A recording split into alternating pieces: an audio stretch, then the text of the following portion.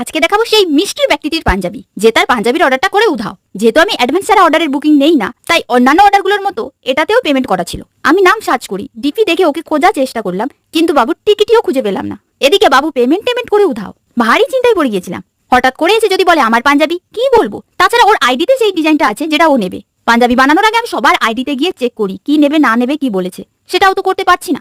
তাই একদিন ভিডিওতে বলেছিলাম, মৌ তোমায় আমি খুঁজে পাচ্ছি না, তুমি যদি আমার এই ভিডিওটা দেখছো মেসেজ দিও। কিন্তু বাবু তো কোনো পাত্তা নেই। তারও অনেকদিন পর হঠাৎ মেসেজ দেয়, হাই দিদি, আমারটা কি হয়েছে?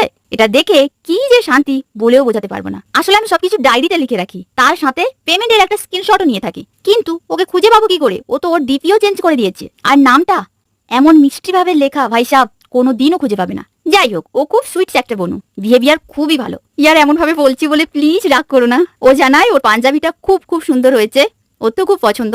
দেখা হচ্ছে কালকে।